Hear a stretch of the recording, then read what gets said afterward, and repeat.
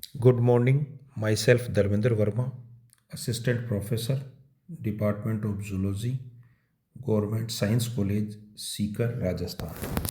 आज का हमारा टॉपिक है नाइट्रोजन चक्र या नाइट्रोजन साइकिल। जैसा कि हम सब जानते हैं, वायुमंडल में सबसे अधिक मात्रा में नाइट्रोजन गैस पाई जाती है और पौधों को उनकी वृद्धि के लिए सबसे ज़्यादा मात्रा में भी नाइट्रोजन गैस की आवश्यकता होती है।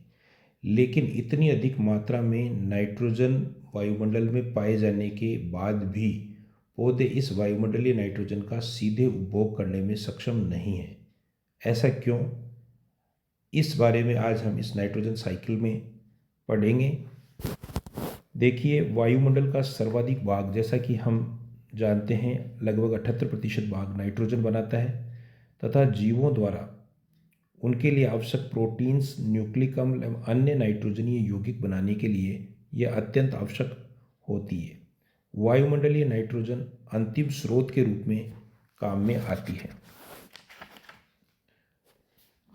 हवा की नाइट्रोजन जो कि बहुत अधिक मात्रा में उपलब्ध होती है, वह रासायनिक तौर पर निष्क्रिय होती है। अतः इस वायुमंडलीय नाइट्रोजन का पौधे सीधे उपभोग करने में सक्षम नहीं है।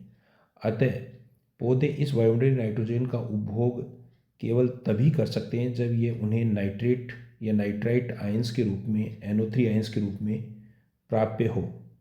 जैसे नाइट्रेट आयंस को वातावरण से खनिज मेटाबोलाइट्स के रूप में पौधे प्राप्त कर सकते हैं तथा ये नाइट्रेट आयंस अमोनिया यानी कि NH3 व अन्य नाइट्रोजन के यौगिकों में बदले जा सकते हैं। नाइट्रोजन के दूसरे स्रोत मिट्टी में खाद द्वारा मिल सकते हैं या फिर पानी द्वारा या जल द्वारा चट्टानों के घुलने से प्राप्त होते हैं।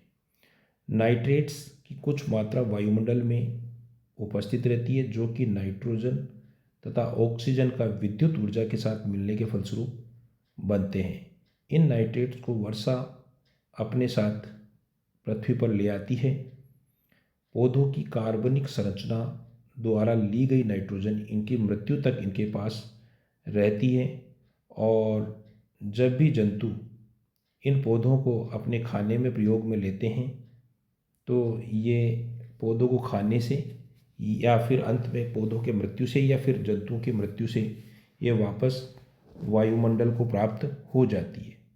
समस्त नाइट्रोजन की मात्रा जो मृत व सजीवों के शरीर में उपलब्ध होती है, अंतिम रूप से यह अमोनिया या NH3 में बदल जाती है। यह पदार्थ वातावरण में उपलब्ध होता है जहाँ यह नाइट्रीफाइंग जीवाणु यानी कि नाइट्रीफाइंग बैक्टीरिया के लिए खाद्य पदार्थ बनाता है। जैसा कि आप चित्र में देख रहे हैं, ये मूल रूप से दो प्रकार से काम करता है। ये जीवाणु मूल रूप से दो प्रकार के होते हैं। एक प्रकार के जीवाणु जो अमोनिया यानी कि NH3 को अवशोषित करते हैं और इसे नाइट्राइट यानी कि NO2 आयंस में बदलते हैं। दूसरी प्रकार के जीवाणु या बैक्टीरिया वे होते हैं जो इन नाइट्राइट्स को यानी NO2 को अवशोषित करते हैं और इसे नाइट्रेट आयंस NO3 आयंस में बदलते हैं या परिवर्तित करते हैं।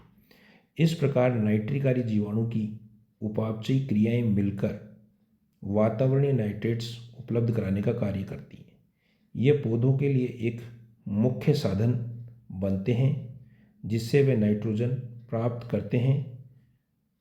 वातावरणीय नाइट्रेट्स विनाइट्रिकारी जीवाणु डीनाइट्रीफाइंग बैक्टीरिया से भी क्रियान्वित होते हैं जो नाइट्रेट्स को वायुमंडलीय आणविक नाइट्रोजन N2 में परिवर्तित करने में मदद करते हैं। ये इस प्रकार वातावरणीय नाइट्रेट्स की उपलब्धता को कम करते हैं तथा हवा में नाइट्रोजन की मात्रा को बढ़ाने का कार्य करते हैं। Thank you.